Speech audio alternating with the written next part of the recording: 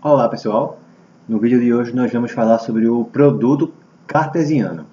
Para isso a gente precisa começar falando sobre o que é um par ordenado. Como já diz o nome, um par ordenado vai ser composto por dois elementos, que eu vou chamar de A e B, e esses elementos têm uma ordem que está associada a eles. Então tem o primeiro elemento e tem o segundo elemento, de modo que se você olha para o par AB e você olha para o par BA, não é o mesmo par, tá certo?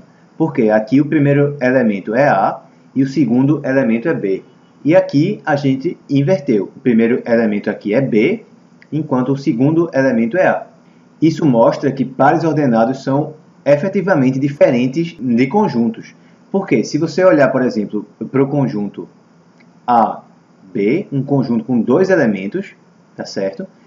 E esses elementos são A e B, esse conjunto é a mesma coisa que se você escrevesse o conjunto B e A.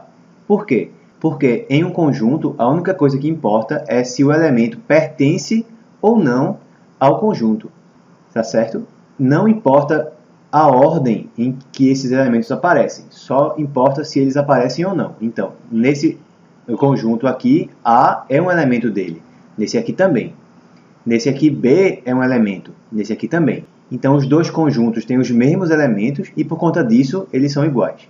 Além disso, se a gente olha para o conjunto A e A, esse conjunto é a mesma coisa que esse daqui. Esse conjunto aqui da direita só tem um elemento, que é A. E A também pertence ao conjunto de K. Se a gente olhar para os dois elementos, digamos assim, desse conjunto, A pertence a esse conjunto de K e o outro A também pertence a esse conjunto de K. Então, os dois conjuntos têm os mesmos elementos. A multiplicidade com que os elementos aparecem no conjunto, se aparece 2 vezes, 3 vezes, 10 vezes, isso não é importante. Só importa se ele aparece ou não. Quantas vezes, não interessa. Por outro lado, quando a gente trata de um par ordenado, se a gente olha para o par A e A, isso faz sentido. Não é como aqui em conjuntos que escrever o A 2 vezes é algo desnecessário, supérfluo.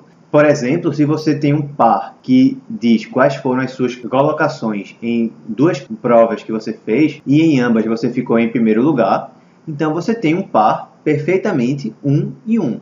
Na primeira prova a sua posição foi 1, na segunda prova a sua posição também foi 1, tá certo? Então, isso aqui é a mesma coisa que isso aqui, porque em um conjunto não importa a multiplicidade, a quantidade de vezes que um elemento aparece, mas em um par ordenado, sim. Se você escreve um mesmo elemento 2 vezes num par ordenado, isso não é algo desnecessário. Você está, sim, dando informação. Foram duas etapas, foram duas posições, e as duas você teve, digamos, o mesmo resultado. Agora que a gente já falou sobre par ordenado, a gente pode definir o que é o produto cartesiano. O produto cartesiano é uma operação que a gente faz com conjuntos. Então, digamos que a gente tenha dois conjuntos aqui, x e y. O produto cartesiano de x por y vai ser dado pelo conjunto de todos os pares ordenados AB, em que o primeiro elemento pertence a x, pertence ao primeiro conjunto, e o segundo elemento, B, pertence ao segundo conjunto. Então, é o conjunto dos pares AB, tais que A pertence a x, A pertence ao primeiro conjunto, e B pertence a Y. B pertence ao segundo conjunto. Se escreve x vezes y, tá? Porque a gente está fazendo uma espécie de produto de conjuntos.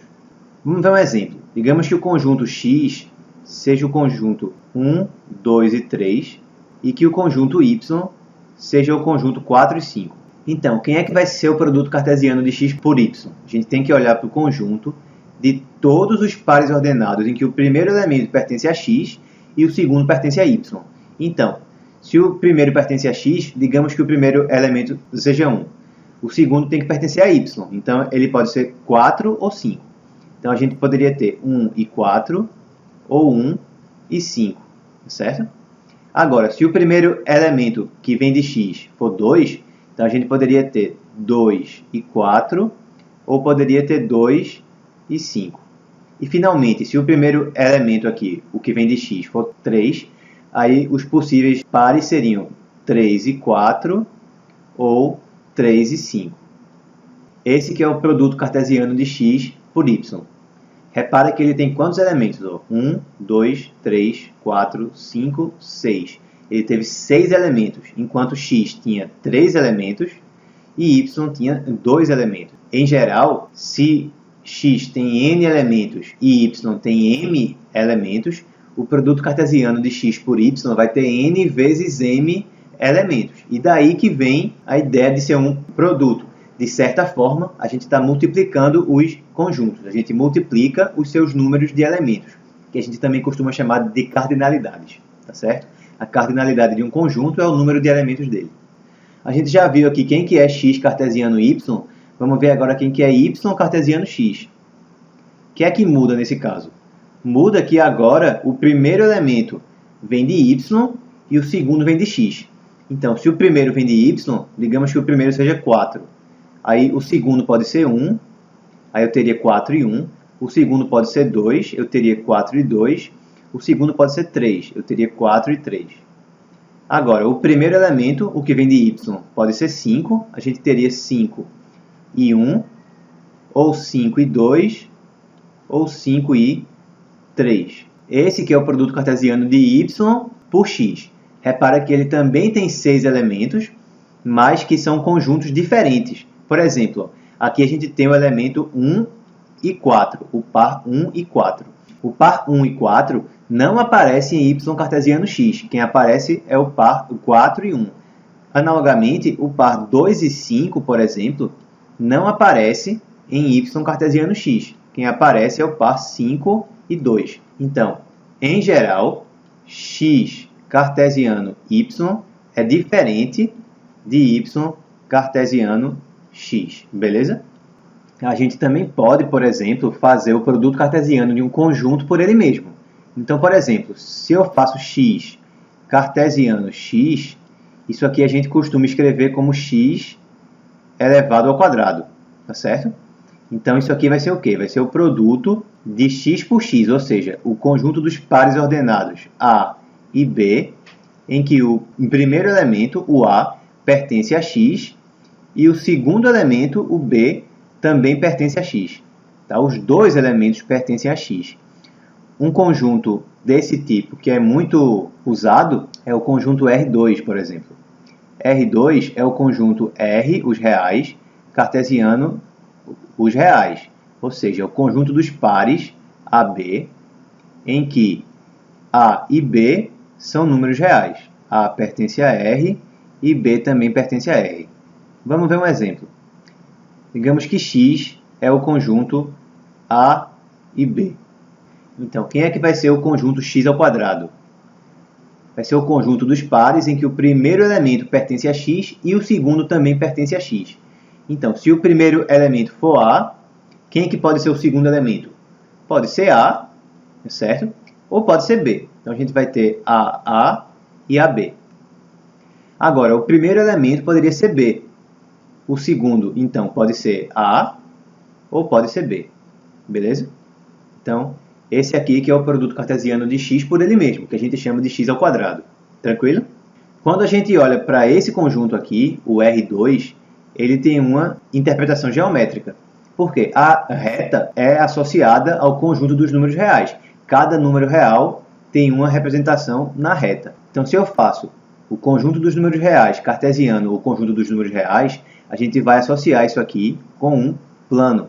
Nesse plano, a gente vai associar o par ordenado AB a um ponto que tem coordenadas A e B. Como assim? A primeira coordenada vai ser o A. A gente vai marcar A no eixo horizontal. A segunda coordenada vai ser o B. A gente vai marcar o B no eixo vertical. Digamos que ele está aqui. Para determinar onde que o ponto AB vai se encontrar, a gente precisa aqui traçar uma paralela ao eixo vertical e aqui uma paralela ao eixo horizontal. Onde essas retas se encontrarem, vai ser o ponto de coordenadas A e B. Esse ponto aqui vai representar unicamente o ponto AB, tá certo?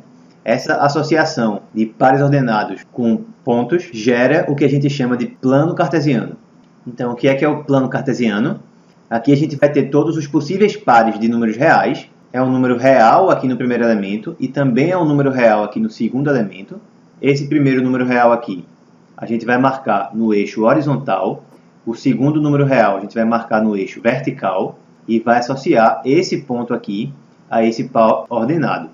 O A, o primeiro elemento do par, vai ser chamado de abscissa. É a abscissa do ponto. Enquanto o B, o segundo elemento do par, vai ser chamado de ordenada do ponto. Por conta disso, esse eixo horizontal é chamado de eixo das abscissas. E o eixo da vertical é chamado de eixo das ordenadas. A gente costuma representar as coordenadas de um ponto por x e y. O primeiro elemento a gente costuma chamar de x e o segundo chamar de y. Por conta disso, o eixo das abscissas também é chamado de eixo dos x, ou simplesmente eixo x. E, pelo mesmo motivo, o eixo das ordenadas costuma ser chamado de eixo dos y, ou simplesmente eixo y. Beleza?